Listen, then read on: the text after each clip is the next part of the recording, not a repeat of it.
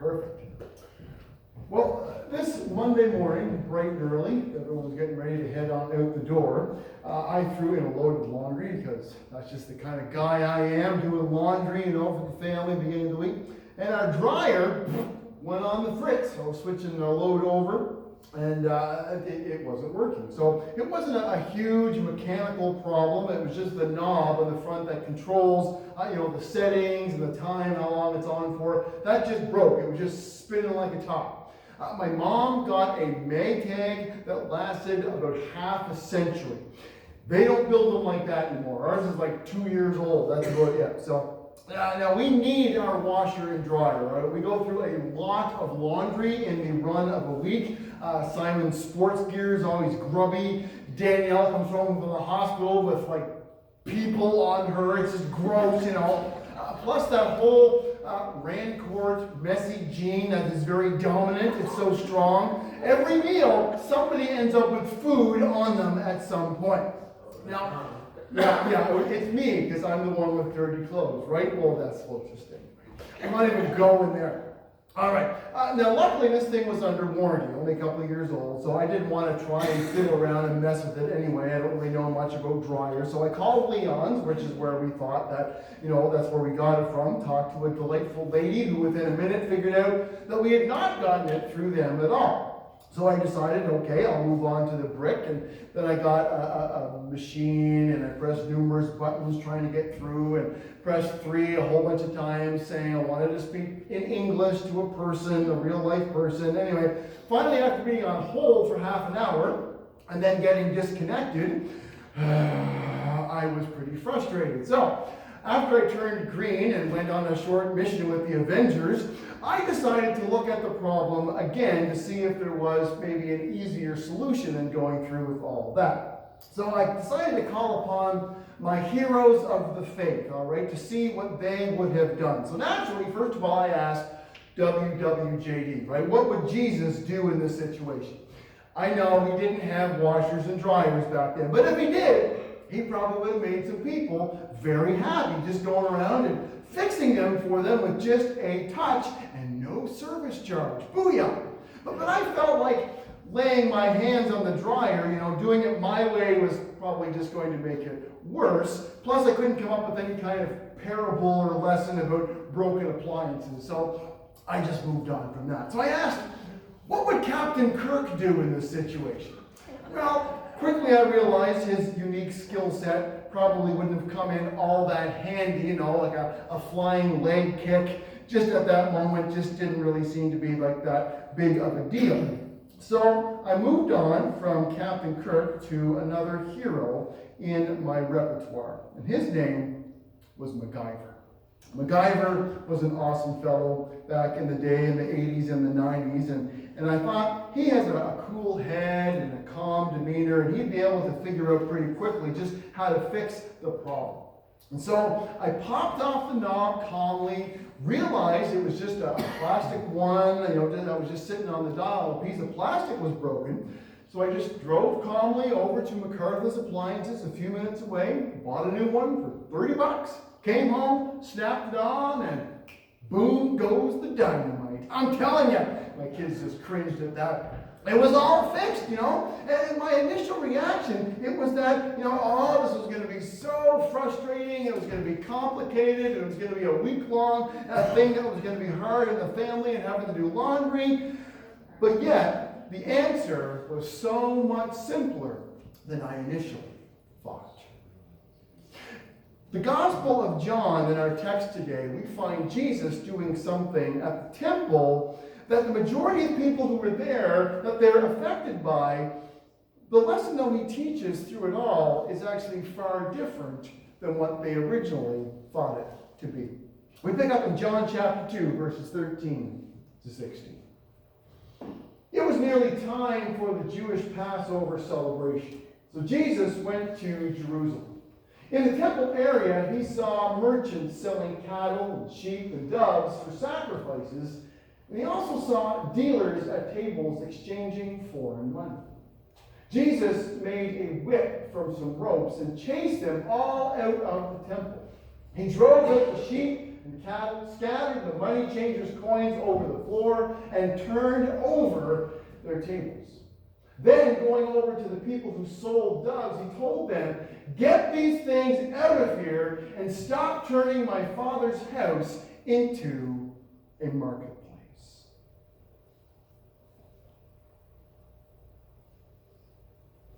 If you pay attention as you read all of the Gospels, you may have noticed that this instance takes place much later in the other three accounts of the Gospels. Matthew and Mark and Luke, they all include this lashing out of Jesus here at the temple, but they all place it near the end of their document, where Jesus has gone to Jerusalem. It's his final week on earth before going through the cross and all of that.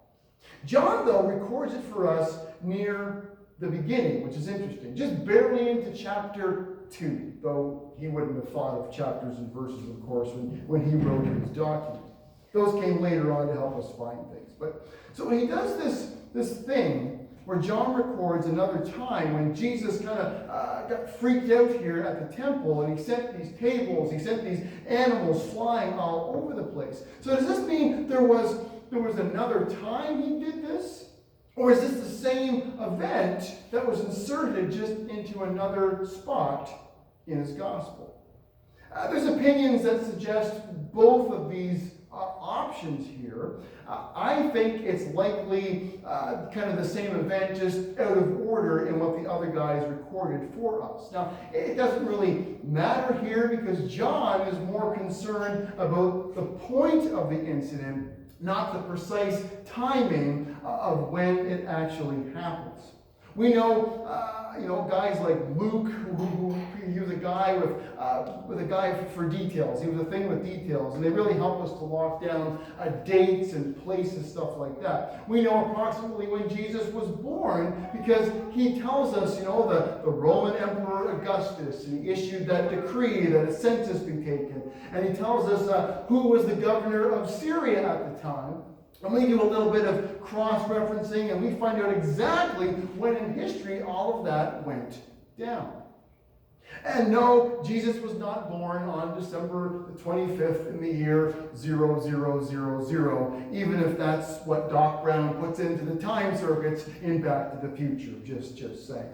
But there's all sorts of stuff like that we can use that prove how accurate the New Testament is. The writers, they're like, okay, you want to fact check me here? You go ahead. I double dare you. Try it. But John, though, is not as concerned with telling this part of Jesus' ministry at the precise time that it happened. Now, he's decided to include it here for us because it teaches a valuable lesson, specifically in the whole scheme of what was going on around this time. They're in Jerusalem. It's Passover time, which means that the city is bursting with people. Literally, hundreds of thousands of people are there. It's like the malls a couple of weeks before Christmas time. They're packed with people shopping till they drop. At this time of year, it was their Christmas. And there were no presents, there were no trees, there was no decorations. But it was a time when every faithful follower of God came to the temple to present their offerings to him. In the Old Testament, God set up this system of laws to guide his people. And in that system, he included a series of offerings and sacrifices that were to be done to atone for sin. And this was the big one. See, the leader of each household, they would come and he would bring a sacrifice. He would show up at the temple with their sacrifice. It was a lamb or a substitute if they could not afford a lamb. And the high priest would go into the Holy of Holies. It was a big ordeal, that place with a big giant curtain where God's presence had dwelled there. And he would take that lamb and he would kill it. But that sacrifice would then push ahead the sins of that family for another year. Now, we think that kind of system is fairly strange to us. It's so foreign to us. But it's remarkable how much of that theology we now take and we draw from and actually insert into our own today. Christians are no longer under this law, under this system, right? Jesus offers us the free gift of grace simply by following him. Forgiveness isn't attained by doing something, by going somewhere, right? It's given by asking for it from God through a repentant heart. Yet so many people today think of church buildings as these places, these holy places where God lives somehow. That we've got him locked up in there. We let him out just a little bit on Sundays, but then make sure we lock the doors afterwards because we wouldn't want to let him get out, right? And we don't need a high priest anymore to go before us. We don't need this person mediator to get God's attention and go before us and do what needs to be done on behalf of us. Because Jesus, he took care of all of that. He's the guy who stands next to us before God and says that we are with him. And yet so many churches still have priests that perform that very duty, or at least pastors and ministers who border on the edge of sacred to some people. And it's amazing how many people, whether or not they even call themselves a Christian, they still carry this idea that if there is an afterlife, a heaven, for lack of another word, right? Then we ask the question, well, how do we get there? And people wonder this, they've pondered this for years, and they think, well, if there is a heaven, the majority of people, I think if you would ask them, they would say in order to get there, it's a place where good people go, right? And if you ask them, they would probably say that they are a pretty good person, so they should be all right. But if that's true, then the question remains, if being good is the requirement for heaven, for this afterlife, then how good is good enough? Who draws that line? Now Jesus, of course, he tore all of that down. His death on the cross, it fulfilled the law. His sacrifice paid the price for everyone's sin if they choose to give it to him. But at this point, it was still in place. And what Jesus saw going on that day at the temple, it disgusted him. More than that, it made his blood pressure rise, his pulse quicken, his fists clenched. Scamming people, that's not a new invention that we come up with today.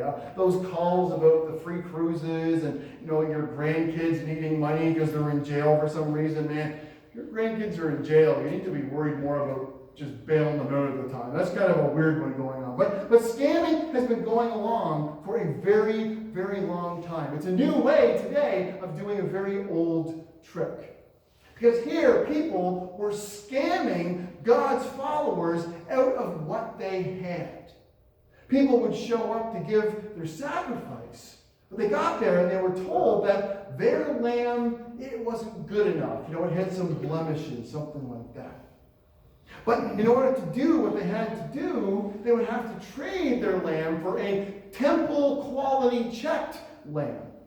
And of course, to do that would cost some money, naturally. And naturally, their money they had in their pocket wasn't good enough. They needed to pay with temple currency, which of course, you had to trade for that, and there was a processing fee. You know how it works, right?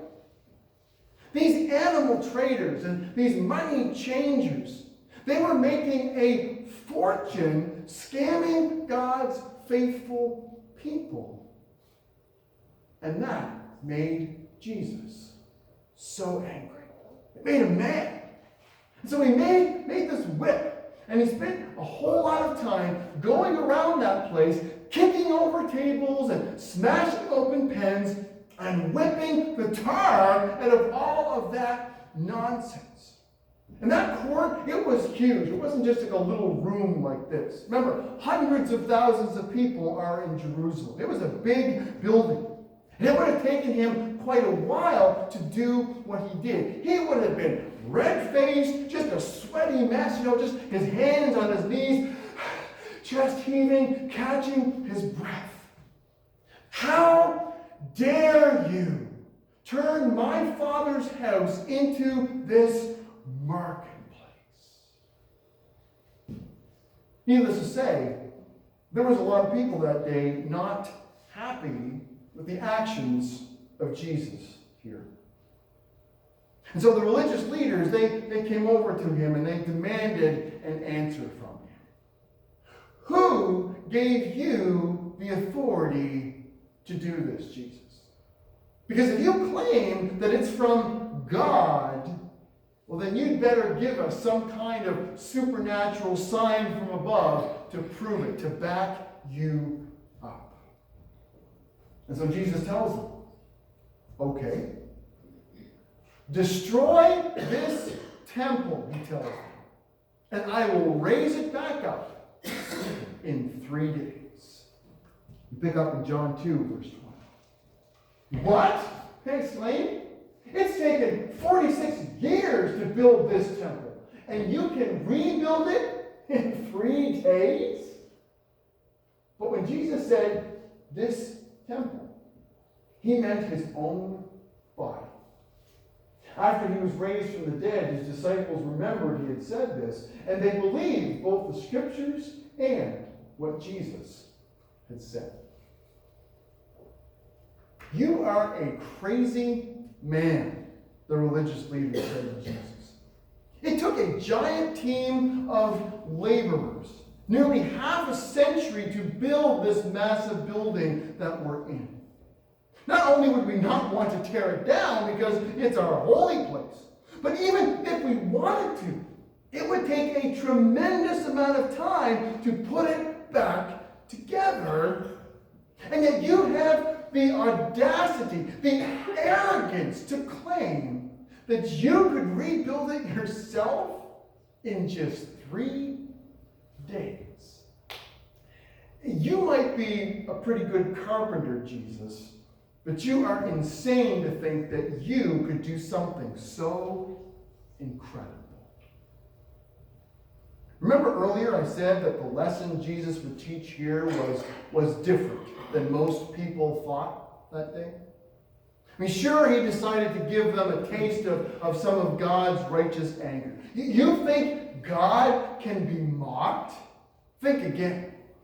This is the story where all the men, sit up in church and they're paying attention. Because this is the one where Jesus, he goes all Jack Bauer on everyone, right? He's whipping and he's kicking and tables are hurtling through the air and birds are flapping, feathers are flying everywhere, right? It's angry Jesus here. Angry Jesus who makes, that story of Jonah and the whale just look like a little guppy, right?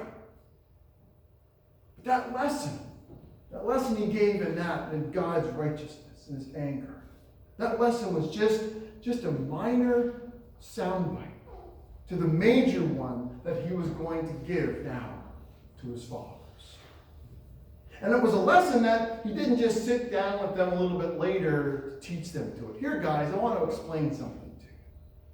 No, it was one that he left with them, but one that they all remembered after the main reason why Jesus came. After that all went down. Because after Jesus was arrested and beaten, his body just ripped to shreds, torn apart and destroyed. His lifeless shell went down into the grave, where it lay for 3 days.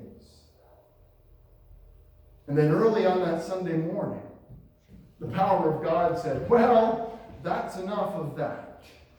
And life returned to a dead body. Eyes open, lungs filled with air, his heart began to beat again. Can you imagine people did when they saw Jesus. The eyes bugged out of their heads, the freaking out that they did. Because Jesus, after this, he kept showing up and telling people, hey, look at me, I'm back. Hundreds and hundreds of people saw him after he came back from the dead. His disciples ate with him. They touched him, his body. They talked to him. And they believed, and they were changed forever. Because when someone tells you that they're going to die and then they come back from the grave and then they pull it off and you have breakfast with them after you've gone to their funeral, well, their words just gain some weight, don't they? And we're told they remembered what he said that day when he dared the religious leaders to destroy the temple. That he would raise it up in 3 days. He wasn't talking about that big white building. He was talking about himself. And they saw him do it. That's why people like John wrote down what he saw and what he heard. Because, my friends, there's no message more important than the one about Jesus. We don't need a building anymore to go and find God. He's right here. He's everywhere. You don't need a person. You don't need another human being to intervene between yourself and God. We have Jesus at our side. The one who died to take away our sin. The one who conquered death so it holds no more fear for us. The sacrifice needed to fix our sin problem, it's been taken care of permanently. All we have to do now is follow him. Let's pray. Thank you, God, for this story, this instance where Jesus, he lost his cool, and we got to see some of your righteous anger. Father, when we think about that, we can shudder at just how powerful and mighty that you are, and how much sin angers you and causes your holiness to bubble over, and how much you just can't stand. And Father, when we realize and recognize the sin in our lives, we should be humbled by that and ever more grateful for what Jesus has done for us. But in this, we are thankful again for the reminder of seeing the gospel in this short tale, of seeing Jesus tell years before this would even happen that he was going to die, and his temple would be destroyed, his body put into the grave. And yet in 3 days, your power wiped out death forever. It conquered the grave, and Jesus stepped out and showed everyone who was really in charge. Thank you for the reminder of what he came to do. And I just pray that we would always remember that our sins have been taken care of. We don't need anybody else but Jesus. And that we'd be able to share that truth with the world. In his name we pray.